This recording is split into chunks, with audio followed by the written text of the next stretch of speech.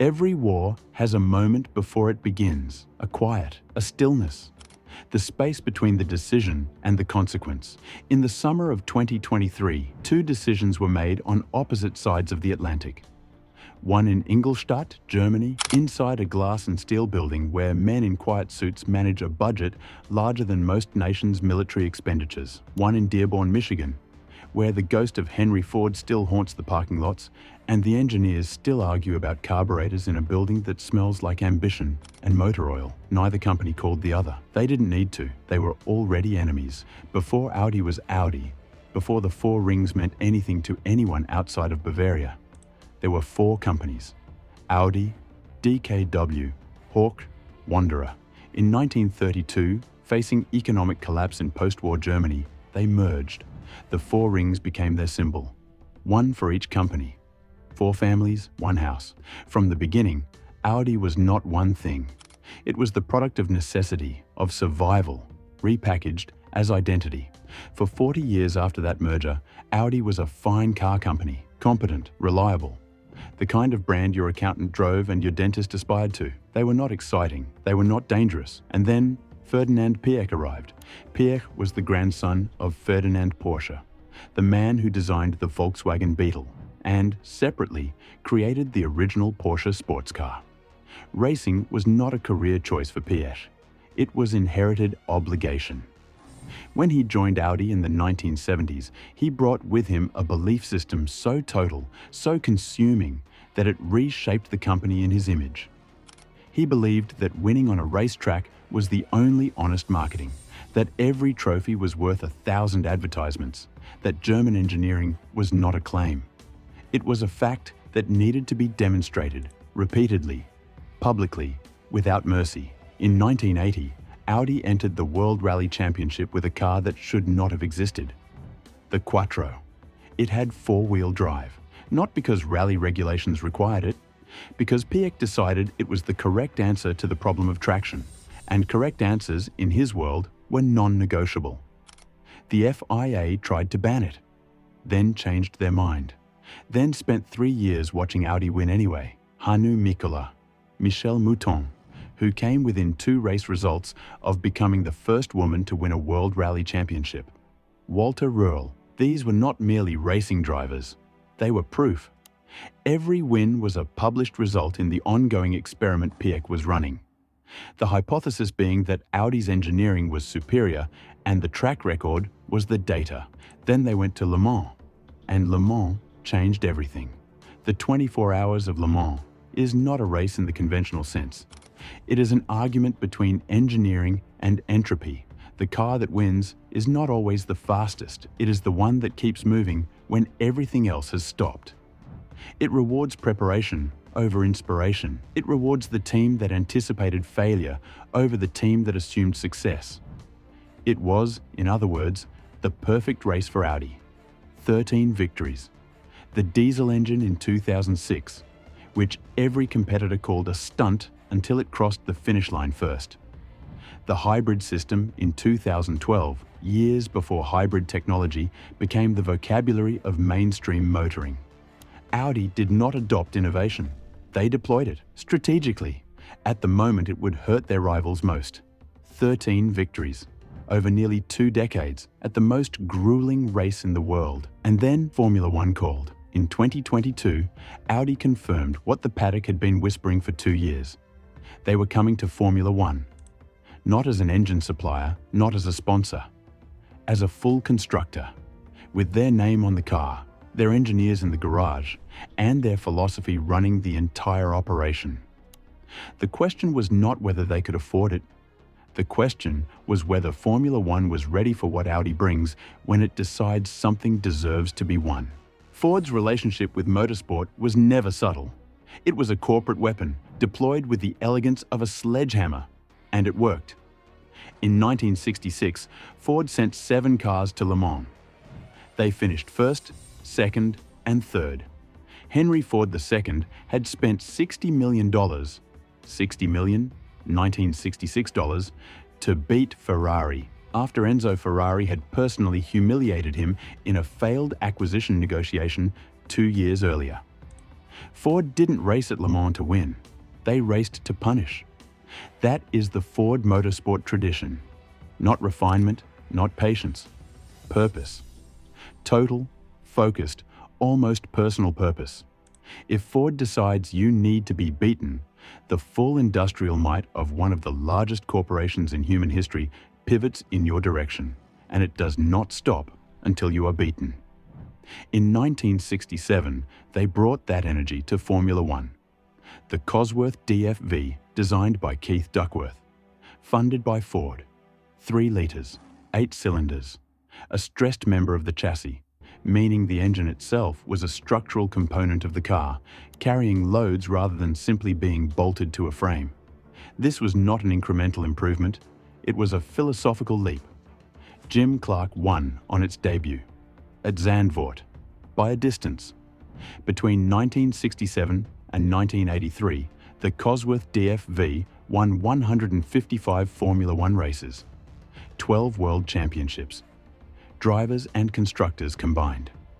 For several years in the late 1970s and early 1980s, the grid was almost entirely Cosworth-powered.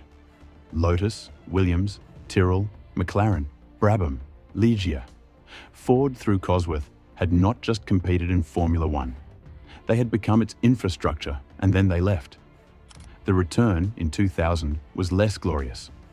Ford acquired the Stewart Grand Prix team, renamed it Jaguar Racing, installed corporate management structures that confused decision-making with process, and spent 4 years and hundreds of millions of dollars achieving almost nothing.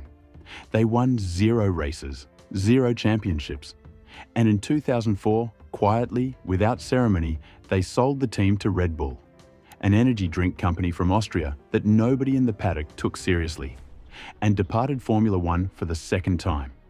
The team Ford abandoned became the most successful constructor of the hybrid era. That detail is not lost on anyone in Dearborn. The 2026 partnership with Red Bull is Ford's third act in Formula One, and they have been planning it with a care that suggests they remember what happened the second time. Rather than attempting to run a team, which their recent history suggests they do poorly, they are supplying power unit technology, engineering expertise, and brand identity to a team that already knows how to win. It is, strategically, the most intelligent thing Ford has done in motorsport in 30 years. The question is whether intelligence is enough when your partner is already a target. Dietrich Mateschitz was an Austrian marketing executive who discovered a Thai energy tonic in 1982, licensed it, carbonated it, rebranded it, and turned it into one of the most profitable beverage companies in history. He believed, with evangelist certainty, that marketing and sport were the same activity viewed from different angles. In 2005, he bought the Jaguar Racing team from Ford for $1, plus the assumption of operational costs, and named it Red Bull Racing. Everyone laughed. They hired Adrian Newey. This is the sentence that explains everything that followed. Newey, who had previously designed championship-winning cars for Williams and McLaren, is to Formula One aerodynamics what Beethoven was to orchestral music. He does not optimize existing ideas. He locates the places where physics allows something that the regulations didn't intend to permit, and he builds a car in that space. At Red Bull, he was given complete authority, absolute budget, and 0 interference. 4 consecutive Constructors' Championships, 4 consecutive Drivers' Championships, 2010 through 2013. Sebastian Vettel, 23 years old at his first title, becoming the youngest 4-time world champion in history.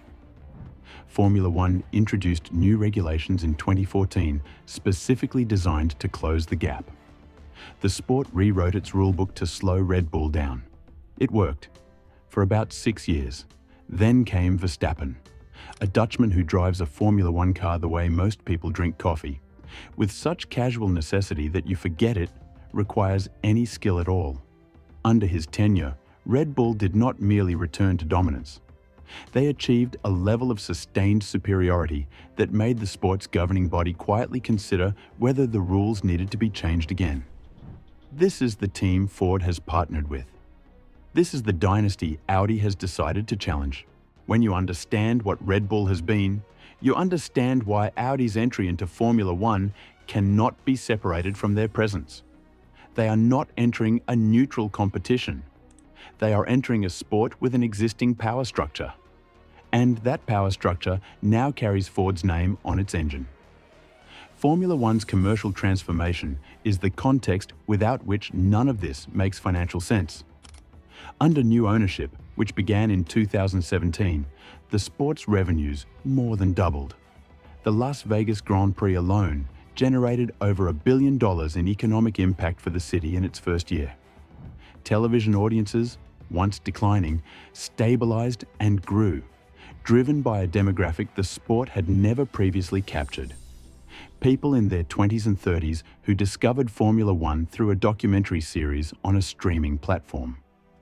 The sport is now, by any commercial metric, in its golden age. For a manufacturer, this is not a sporting opportunity. This is a media buy with wheels. The top teams in Formula One receive more earned media coverage, unpaid press, social media reach, broadcast exposure than some countries' entire tourism budgets can generate in a decade. The logo on a winning Formula One car is seen by 400 million people, repeatedly, in moments of triumph. Neurologically, that is the most effective branding available. Audi sells approximately 2 million vehicles per year. Their primary competitors, BMW, Mercedes-Benz, Lexus, are all, in various forms, represented in motorsport's highest levels. The segment Audi competes in is sold on aspiration, on the belief that the buyer is choosing engineering excellence over mere transportation. Formula One, when you win it, is the most credible endorsement of engineering excellence that exists. And if Red Bull, with Ford's name on the engine, keeps winning, then the dominant engineering narrative of the sport belongs to a company that sells pickup trucks in Texas. That is Audi's problem, stated plainly. $600 million is the price of not allowing that narrative to exist unchallenged.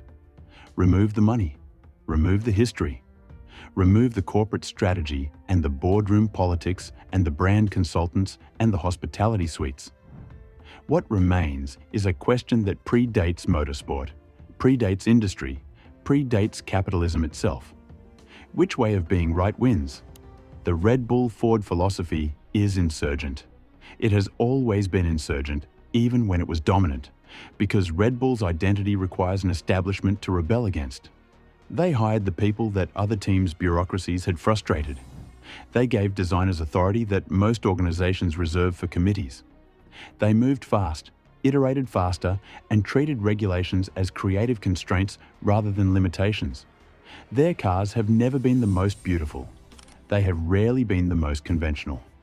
They have, more often than not, been the fastest. The Audi philosophy is institutional. It is the philosophy of an organization that has been proven correct so many times, in so many different contexts over so many decades, that it has stopped feeling the need to be interesting. Audi does not seek to surprise. They seek to be inevitable. Their approach to their Formula One entry, methodical, gradual, replacing infrastructure piece by piece rather than attempting a revolution, reflects a company that has learned that revolutions fail more often than evolutions succeed. They will not be the fastest team in their first season. They have said so, without embarrassment. They are playing a game with a longer clock than their rivals understand. This is the fundamental tension that has been introduced into Formula One. Not between Germany and America, not between old money and new money, but between two correct answers to the question of how to win. Red Bull's answer: move faster than the rules can catch you. Audi's answer: outlast everyone who moves faster than they can sustain. History suggests both approaches work. History does not suggest which one wins when they face each other directly. Ford has been building engines since 1903. Audi has been building cars since 1909. Between them, they have more than 2 centuries of mechanical history. They have both dominated, they have both been humiliated. They have both walked away from competition and returned older and more expensive and more certain of what they want. They have both learned that in motorsport, as in all forms of competition, the victory you remember is never the first one. It is the one you earned after you thought you'd already proven yourself. The season ahead is not the beginning of this story. It is not the climax. It is the moment, the specific, irreversible moment, when two different ideas about excellence agreed to test themselves against each other in the most public arena available, with everything at stake and no way to go back. The war has already started. The first shot was a budget approval.